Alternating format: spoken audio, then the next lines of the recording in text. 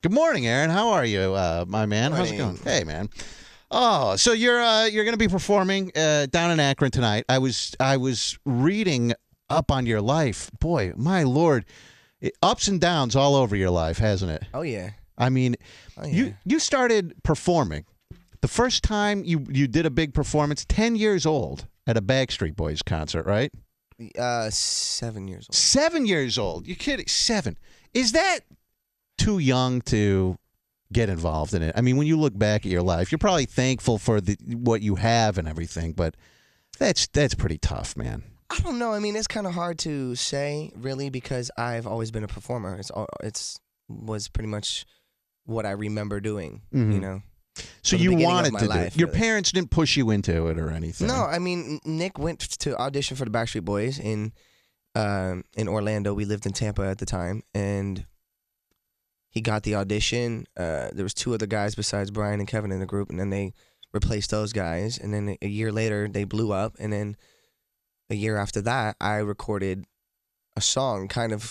It was kind of like for fun. The manager I had at the time, Johnny Wright, he told me later on, he was like, "We just made you do "Crush on You" to kind of be like a joke," and we never thought it would blow up or anything. So they did the song with this producer named Gary Carolla, who actually ended up producing my whole first album. And they flew me over to Berlin, Germany to open up for my brother just to see how it went.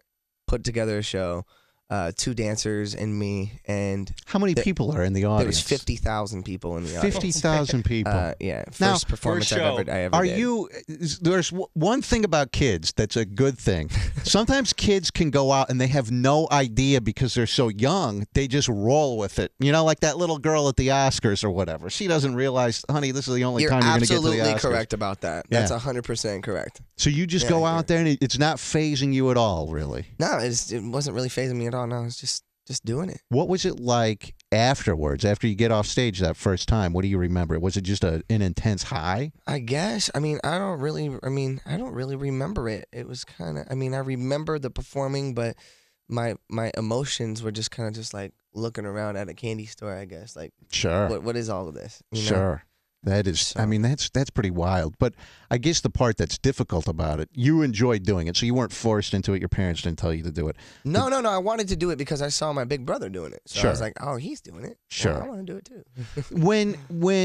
when he got in Backstreet Boys and he becomes big, was there, at a young age, are you happy for him, or are you? I'm the kind of kid I'd be like, oh, why isn't that me? That's what I would think. But are you an older sibling? No, I don't have any brothers or sisters. I was an only child. Well, then that's why. Yeah. But because a younger brother always wants to be like the older brother, but that kind of stopped really quickly. Once I got a little taste of it and I started doing my own thing, I've started becoming my own person really quickly. So you enjoyed doing it. What about the pressures, though? For instance, if you had a 10-year-old or a 7-year-old, would you let them do the same stuff that you did? Absolutely. You would? Absolutely. I think that's a lot of pressure on it. Well, I wouldn't force them to do anything. You know, I would probably introduce it just kind of like my parents did. Mm-hmm. You know, my parents were really good parents when it came to making sacrifices for their children to be able to live their dreams. What did your parents do before you and your brother made it big? What were they involved Well, in? they owned some nightclubs and bars in upstate New York first when they were first together. And then they moved down to Tampa and then opened up a retirement home. And we're taking because it's Florida, lots of old people. Taking care of elderly people and in the house. So we like grew up with having like 4 or 5 grandmas, basically. Was that weird? Like being a little kid, you have all these old people so around? Weird. It was hella weird. Mom, why does it smell like pee in here all the time? It was more like bleach, but in other words, pee and bleach. So I know that smell. When I smell, I'm like, oh no, get me out of here. So how did you get involved? How did you and your brother get involved in performing then? Well, it was just kind of just happened that way. I mean, Nick listened to a lot of just Elvis Presley, and he just started singing one day, and I guess he just had a good voice for it. And it's really weird because Nick's the oldest, and then I'm the youngest. but we have very similar qualities in the way we talk and the way we look. So it's almost like we're twins that are like separated. How much older is he than you? 8 years. Oh, wow. So I didn't realize there was that big of an age difference there. Yeah. I see. All right. Yeah. So that kind of, if you guys were closer, maybe there would have been a little bit more jealousy. But because he was so much bigger, you could really look up to him. And, oh, yeah. But there was jealousy for sure. I mean, Nick was in a boy band, and I've been a successful solo artist, and that didn't really work out as as good as the boy band did for him. So yeah, Nick's always on tour and doing stuff like that too. So but we go at it, man. We're brothers that go head to head and compete with each other. Do you guys get along, or yeah, we do. I mean, not entirely. We have our differences. Some stuff I hear and you go, I don't know if this is true or not. Like when you guys were doing that reality show, and I thought, this sounds like a publicity stunt to me, that you guys get in a fist fight the day that this thing, or the night before it starts filming, because you're dating. No, that happened. I mean, you're dating Paris Hilton, which is his ex. That's what I read. And I wasn't dating her. I took a picture of her in his car. Like, get over it, Nick. Come on. And so what happens? He's pissed off about it, and you guys actually go to blows over this. No, man. We had talked about that situation years before that. He just felt like bringing something up stupid on a TV show because he was humiliated that he lost his cool. So he brought up something completely retarded. Like, that wasn't even. The older that you guys get, do you get along better now? Not really. No. That's funny. That's funny. So you start doing this at a very young age. You have to grow up fast. The part that I think would be all the pressure on a kid like Aaron Carter, who's doing it at such a young age, is the business aspect of all of this. Money starts coming in, and when that kind of stuff happens, people's true personalities come out, and the people around you start acting a little bit crazy. I would guess. I can only imagine. Did you ever experience a lot of pressure over that kind of stuff? Yeah, I did when I started paying attention to it more. So when I was like 13, 14, and I started paying attention to like what my mom and dad were doing, and like I wanted to know about stuff. I started getting familiar with taxes. I mean, I was in school, so I was still doing homeschool even though I was on the road. So I was learning about this kind of stuff. So I was very intrigued, and I was becoming very inquisitive, and they didn't like that, Were they living? Nobody really liked that. Were they living off your money, basically, or? Well, it wasn't that they were living off my money. My parents did a job. My dad was my business manager. My mom was my manager, and they sacrificed what they did, to be able to help me and my brother live my dream, and our dreams, So and clearly, they have to still make money to be able to survive, and if it could be a family business, why not? Yeah. And so of course that was the deal. I mean, there was lots of money made, hundreds of millions of dollars. So, it was like, of course I'm going to take care of my family, At one point, you end up suing that guy, Lou Pearlman, and I don't even remember. I never sued him. Oh, you didn't sue him? No, Backstreet Boys sued him. Oh, I thought that you sued him. I could too. have, but I didn't want to really wait in line, and I was just like, it was like whatever to me. It's just like, I'm not really about the money. I don't really care about that. I'm going to continue to do what I do, and, what's right is right. In a nutshell, that guy, because I don't remember. All I know is that he was involved in some sort of shady business practices. He was stealing money. He embezzled $200 million. He promised to rebuild Church Street in Orlando, and he took little increments of money from elderly people, and he was going to rebuild Church Street, and then he only did a steakhouse and then a New York NYPD pizza place. And someone goes, "Where's the other 199 million?" Yeah, and where's the other restaurants, and why aren't the railroads fixed, and why aren't the roads prepared? That's what he was taking the money in to invest in the Church Street, and he didn't do it. So he was just a shady kind of guy, but he was the guy. I think he was just concerned with breaking $1 billion. I think that was his whole. And I think that was literally the goal in his head. He was the guy that was. Was he the mastermind, I guess, then behind Backstreet Boys and all that? You can't shake him for what he did. You know what I mean? With the groups and with me, basically there was the Fantastic Four basically that came out of the Lou Pearlman camp. It was Backstreet Boys, it was NSYNC, it was Britney Spears, and it was me. And we were the four that were all developed at the same time. Pretty good track record there. And he was the one who created all of us and put millions of dollars invested into us to give us our careers. So you can be pissed at him for embezzling money from people, but that was a different situation. Obviously, yeah, he probably took a lot of money from royalties and stuff, but he did put a lot of money into everybody as well. So I think people forget like that kind of stuff, you know, and I don't, you know. I see it what it really is. He went to jail, and is he still around? Is he? He's in jail. He's in jail still. Yeah, but I heard he's getting off. So he's going to be out soon. Yeah, I heard he ratted somebody out. And is going to get out because of that, or something. His cellmate, he convinced some guy to confess that he murdered some senator's son. Oh, and they gave him a time off for that. If he said that he wanted to, I don't know if I was supposed to say that, but whatever. If he said he wanted to meet with you, if he said he goes, hey, Aaron, let's meet and reminisce about old times. Would you meet with him, go out to dinner, hang out with the guy? You would. Yeah, absolutely. I mean, I got a lot of respect for Lou still, you know. With all the things that he did, and still from, you know, he, like I said, you know, you can knock him for what he did, but you got to appreciate him for what he did do too, man. He gave us our careers, and we're still going with him. Aaron Carter is going to be at the Musica in Akron tonight at 7:30. You can get tickets at akronmusica.com or calling 330-374-1114. So you obviously had an unusual childhood with all of the entertainment and traveling and all this kind of stuff.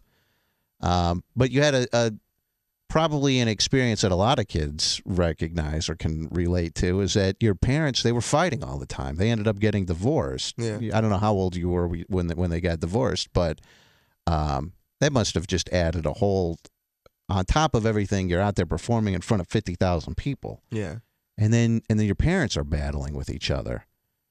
Yeah. Well, I mean, it was, I guess, for me, like I said, you know, I've been doing this my whole life, so it doesn't really make it any different than a kid who goes to normal school and does a day job and lives with their parents, you know, that like 15, 16, and then their parents fight and divorce. It's not really different when you really think about it. The pressure for me wasn't ever really, the pressure for me in what you think isn't really the pressure for me. So it's just part of my life, you know, like you sitting here doing the radio stuff. It's just, as you just go with the flow. There's no pressure there. So there really wasn't pressure for me like that. But it was hard to deal with because we were under the scrutiny of the media and people talking about it on radio stations and just having conversations about stuff and not really know what the hell they're talking about, you know, and just filling in the blanks where they see fit, you know. So, I mean, that kind of stuff, and then being kind of like helpless about it and feeling like you need to explain yourself to the whole world, that becomes a little bit exhausting. And then it gets crazy. So, what's the worst part of the media spotlight that you mentioned? Well, I mean, when you open up too much, like when you give too much information, you know, and people start to become vindictive and you start sharing too much personal information, you know, that's where I've seen the problem, you know. What's the craziest thing you've heard about you or your family that was absolutely 100% false? I don't know. I don't really remember. I forgot all that kind of stuff. So I mean, I bet there's all sorts of crazy rumors and things like TMZ and all those places. Well, there's always going to be rumors. I mean, there's always going to be crazy stuff. I mean, I try to avoid it, though, for the most part. There's a girl that said, I used to be obsessed. She sent me a text message. I used to be obsessed. Bam Bam is what she goes by. I used to be obsessed with Aaron Carter. Will he date a hot chick from this area? I don't know. What's your story? Are you single now? You married single, or anything? No, hell no. I ain't getting married anytime soon. I'm just getting my career back and getting everything back. How old are you now? 25. 25. Yeah, So you're young. No, man, I don't want relationships right now. I want relationships with all my fans. You've lived. To be honest with you, I don't care. This guy's lived the life of 3 people already, and he's only 25 years old. Yeah. I mean, screw getting married and all that kind of stuff. Yeah, I mean, I tried to get involved in that kind of stuff too, but you know, I mean, for me, it's been, I don't know, it's been crazy. I've had a crazy life. Could you have a relationship with someone like a serious girlfriend or whatever? Because you're on, I've tried, doesn't really work out though. Yeah, you're on the road a lot. I mean, even when I'm not on the road though, too. And you also probably have girls that, unlike most guys, you know, girls probably want to sleep with you. It's the opposite of what it's like for most guys, where a guy has to pursue the girl. Girls are coming up to you. So if you have a girlfriend, I mean, that's got to be tough. Yeah, I don't have a girlfriend right now. I'm not going to. I mean, I did last year, but then I was like, I don't want a relationship with this girl anymore. I was in a horrible relationship. She was terrible. So I just got out of it, and I so even told her, just fighting all the time, just and that kind fighting, of stuff. and just stupid stuff, just a girl that just, that doesn't really love me, Yeah. I mean, I encountered the same thing. I was like, the other day I was thinking, man, the last like 5 girlfriends I've had, all the same stuff happens, and I'm like, oh, it's like like repetitive thing, and I'm just like, I don't know if I'm like getting involved with the wrong girl, because I like fiery girls. I like little Puerto Ricans and Latinas and stuff. So I always date like Mexicans. They're crazy, right? But they're crazy and hard to deal with. So I'm like, find me a nice little Ohio girl. Do you think that, isn't it tough, because ever since you started dating girls from the time that you were a little kid, you always sort of had to wonder, does this girl really like me, or is she just into me because of who I am? I'm Aaron Carter. Well, I could have that in my head, but if I think about that kind of stuff, it really messes me up, man. And the whole time I'm like paranoid and just weirded out. So like I try to avoid it, but realistically I should probably think about it, and I don't. I try not to, and I try to like bring myself to like this normal standard, because when girls start getting comfortable with me, they're like, "Oh, you just think you're Aaron Carter," and all this stuff, and I'm just like, but I am, like, so maybe you should respect that. And if you don't want to respect that and you want to respect my life, then get out of it. And then that's what usually happens in my relationship. Like these girls are like, the first 5-6 months are like heaven. I have the most perfect girl that caters to my every need. And then it just all of a sudden abruptly stops. And it starts to become like a competition where they feel like that whole girl thing, like the girls throwing themselves at me. Girls aren't used to being with guys that have girls doing that, especially on my kind of level. So it kind of screws me Could you over. be faithful to a girl, do you think? Of course. You could. Of course you could I do it. But You if could do she ain't treating me right, yeah. I'll probably like self-sabotage the situation just to emotionally detach myself from this girl. Because I'm a lover. When I get in relationships, I like to love, but I like to try to be as faithful as possible. But you were, you start treating me like crap. You're going to go out and I'm gonna do what I want. You're going to find another fiery Puerto Rican. And you're going to know about it. They're going to know about it too. But then they want to stay with me still. And I'm like, oh, that didn't work. Damn it. Do you have a hard time breaking up with girls sometimes? That's a lot what of guys I'm saying. do. Yeah, I have a hard time. Sometimes you don't want to even just be mean to them or whatever. I don't know. I'm getting older now, and I'm just like, the stuff's in the cabs ready for you to go. Were you really dating Hillary Duff and Lindsay Lohan at the same time when you were a kid? Man, y'all still talking about that? Is it true? Yeah. What is it, 15 years now? 13 years later? Still talking about it. Hillary Duff, she's freaking hot, man. I haven't seen her in a while. I'm just gonna have to write a song just called what I don't know, for the new album. It's gonna be something about just the story about Lindsay and Hillary. What do you just think? So y'all can have some sort of closure. Have you stayed in contact with Lindsay at all ever? Since then? Here and there, if I see her or something, like we've had a couple dinners here and there, but like, what do you think of every? I mean, she was just in the news again. I don't even remember. I've lost track. I think she got sentenced to rehab or something. She has to go for 90 days. God. I mean, when you see that, what do you think? I think that she needs to get the hell out of LA and move to Montana. Just buy a ranch, ride some horses, and just stay out of the spotlight. Grow some vegetables and just like get out of town. It seems like her friends are bad news. No. Trust me, it's the town. Yeah, the town and the friends, they all come together. They're all package deal. I mean, and LA, I call it the black hole, because it just sucks you in and consumes your life, and you feel like you have to blend into society. And people are afraid to reveal their true identities in front of people out there.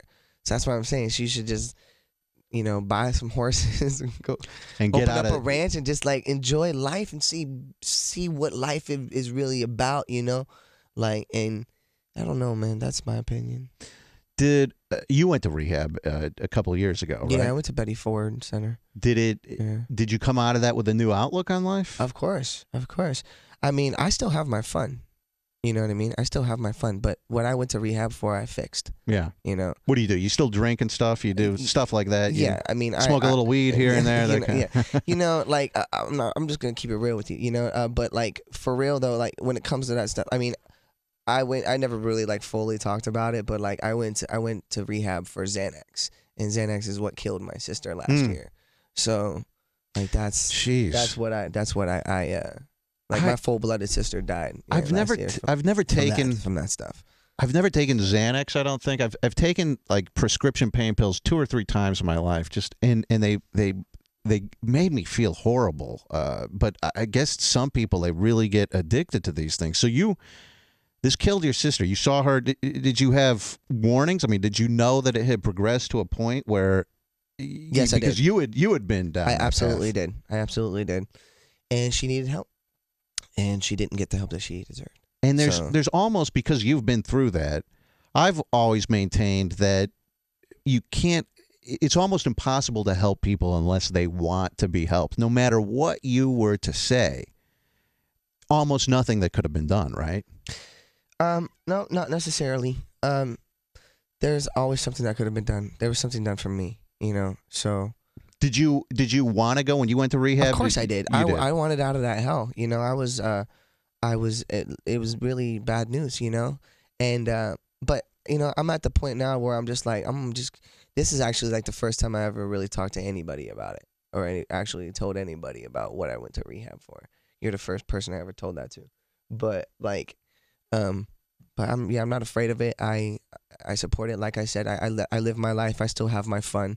But I know what I have to do, and I know how I have to be dependable for people, and I have a whole tour right now riding on me, and there's people that, that trust in me, the people that work for me, and, and they know that they can count on me, so. Is there ever any temptation even to do anything like that after the fact? No, not anymore. I mean, especially after what happened with my sister, right. And her dying from an overdose, trying to get help, it's just like I don't have any interest in it. I mean, even last year, when I went on Broadway for a year and 3 months, and 3 months within the show, January of last year, I was a cigarette smoker for a long time, and actually it was like making me look like sickly, from smoking so much cigarettes.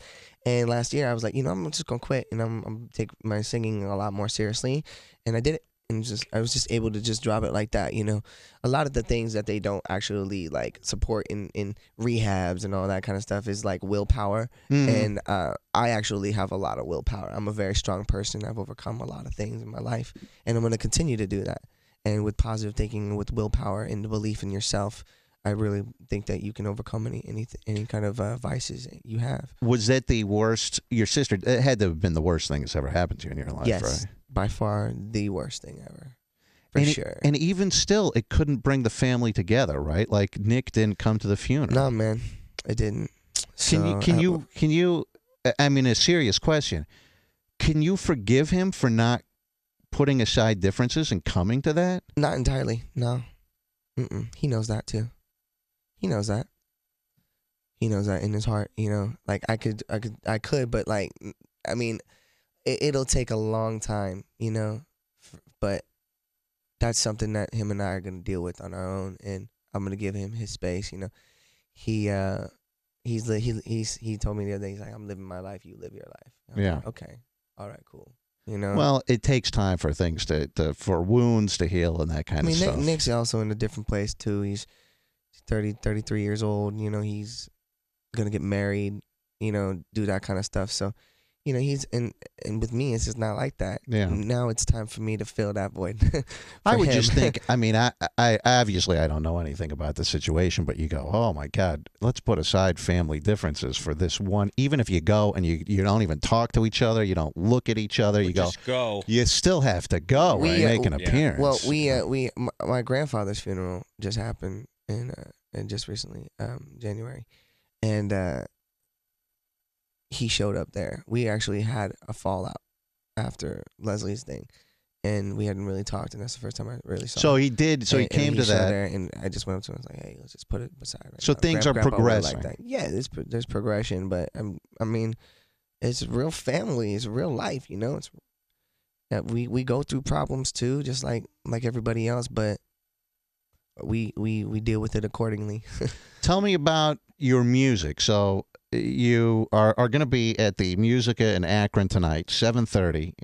AkronMusica.com for tickets, or 330-374-1114. How difficult is it to?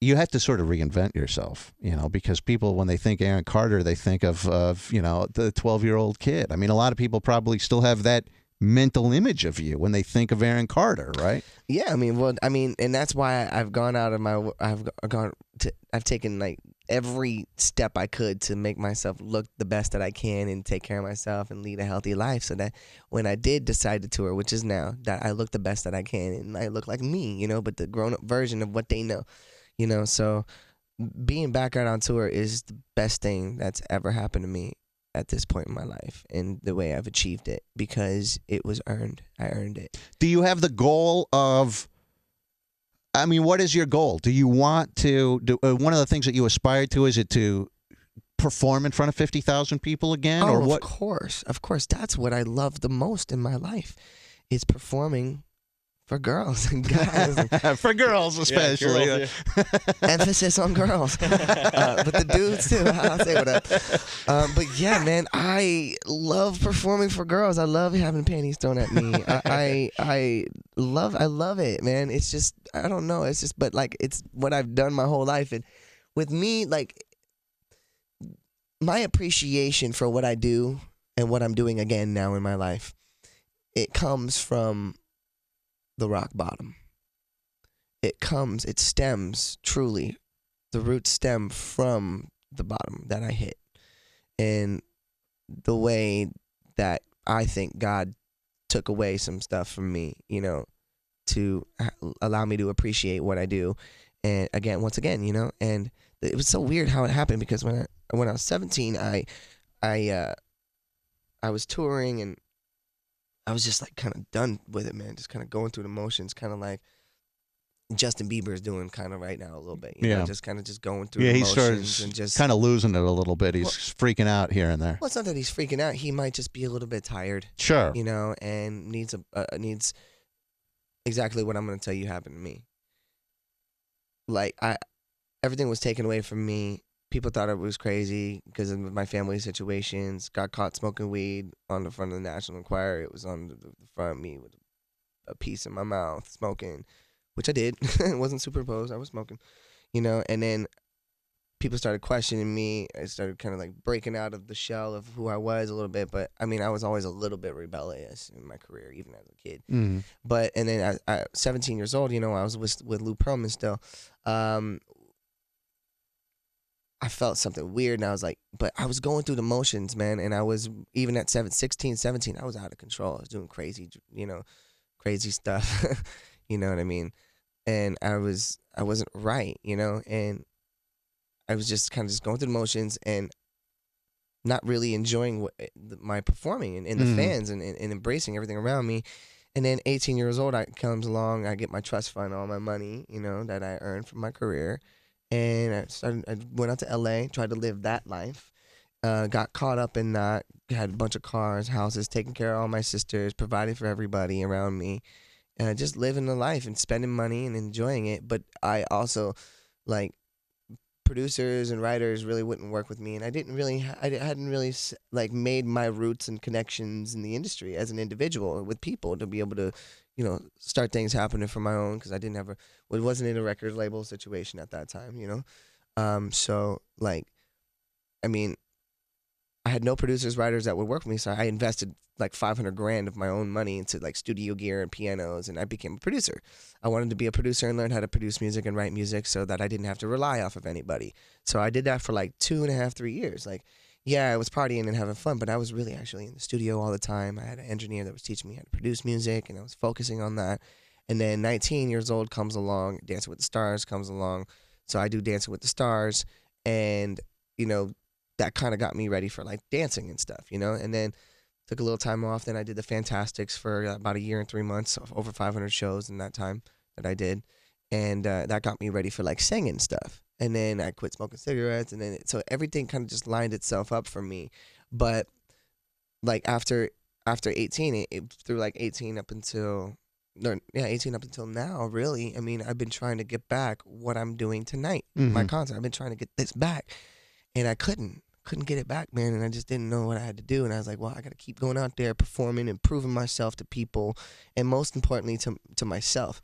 I had to figure out what that meant, though. What did it mean to prove myself to myself? Do you think you will appreciate it more this time? That's what I'm now? trying to say. Is like, everything was taken away from me. You know, people didn't believe in me anymore. I'm trying to figure out who I was as an artist. Do you look back and do you think that in hindsight, do you go, you weren't, I don't want to say you weren't thankful. I'm sure you probably were thankful for what you were going through back in the day. But do you look back and would you have conducted yourself any differently or? Not really. No, I mean, I lived my life and I had a good time. So yeah. No, I mean, I'm happy with all the things that have happened, even though some things weren't. There was no happiness during some of the stuff that happened, but it's what kind of prepared me for life. And like I was taken away from the industry, and everything was taken away from me, and I had to figure out how I was gonna get it back, and I had to be patient, and I had to kind of wait for my time to happen, and just be positive, and just hope and pray that like one day, you know, I'd be back out on tour performing for my fans, you know, doing what I love the most. Well, he's going to be at the Musica in Akron tonight, 7:30, and for tickets, visit akronmusica.com. His website is aaroncarternow.com. Someone must own aaroncarter.com, so you got Aaron Carter now. Now. That thing back from him for like 2 years now. I have, my real name is Shane French, and so I've just wanted to have it. I wanted to buy ShaneFrench.com, but the guy who owns it is like some weird guitar player with super long hair, and I'm like, I offered him money, and he's like, no, I'm not going to sell it. So I want the same thing. I want to be able to get my name too. They're charging me $20,000 for it. 20 grand is what they want for it? Oh boy. Lord. Aaron Carter at the Musica in Akron tonight. Listen, it's been a pleasure having you, and good luck with everything that you have going on, and with the tour, record, everything that you have. I hope that it all. You've had some ups and downs in your life, man. You've lived. I'm relatively normal. Yeah. I find that like amazing though that. It's possible that you can be, that you can be, that you can be normal after going through all of that kind of stuff. Well, I mean, there's only two options, man. Go crazy or stay normal. Be out of your mind or be normal. Yeah, there's no middle for it. Well, you know, but this show, you know, I want to say, you know, this show is really dedicated and made really for the fans. I developed this show based upon all my previous tours and everything else I did, and all the fun stuff that I incorporated, that my mom had in the show, that we incorporated American flags, little act gigs, Aaron's party, I Want Candy. It's just, I have two dancers that were from America's Best Dance Crew, so it's a crazy, high energy packed show. Were girls really hanging off your tour bus for 2 hours? I read a story that you... Yeah, there was a girl who in Germany. Yeah, you heard that came from me. So you're driving on this tour bus, and she's literally hanging on the back of the tour Autobahn. Bus? And she's on the outside of the bus? Yeah, on the ladder outside. And she's hanging on, and the bus is driving. The bus is driving down the Autobahn. For a long period of time, 2 hours or something. At least 2 hours. I had to you pull over, and then you get out of the bus, or someone gets out of the bus. Walking around looking at the writing on the bus. They would write in the dust. Yeah. And then I see this girl clamped to the back of the ladder. And I was 10, and she started chasing me. What did she think she was going to do? Destroy me. Wow, this is rip my hair out. Could you imagine being growing up with? Listen, I'll tell you what, man. It was awkward enough being a kid when I was growing up. I didn't have the fame, the spotlight, all of that stuff, and just life in general was awkward because you're trying to figure stuff out as a kid, and it's just. I've had my awkward weird, times. You know?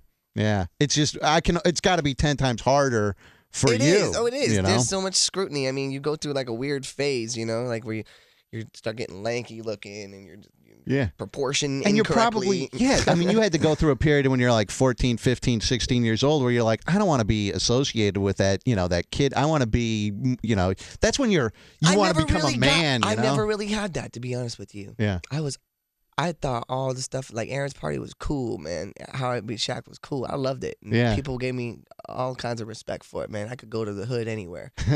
People be like, yo. I mean, come on, you want to play some ball? You probably beat me, but where do you live now? I live in the road right now. I was living in New York City, and I don't have a residence at the moment. So. Did you live in Orlando? Because we're getting ready to go to Orlando in a week and a a half. I know you were from Tampa for a while, but Orlando is a little boring for me to live in. Yeah, I mean, it might be safer. I mean, yeah, but I like Miami and I like the ocean, and so I'm going to be in Miami in a couple weeks, too. I probably won't even get a house after the tour. I'll probably just get a big yacht and just live on that thing. Hey, that sounds like a plan. Yeah. The bitches love those yachts, You man. know? I'm telling you. Go see Aaron Carter tonight at the Musica in Akron. I think we've already done our last break, so we're ending the show. So, Aaron, I appreciate you coming in, my man. Yeah, man. Thank you so much, and we will be back tomorrow morning. It's Rover's Morning Glory. Have a great one. Bye. Bitches.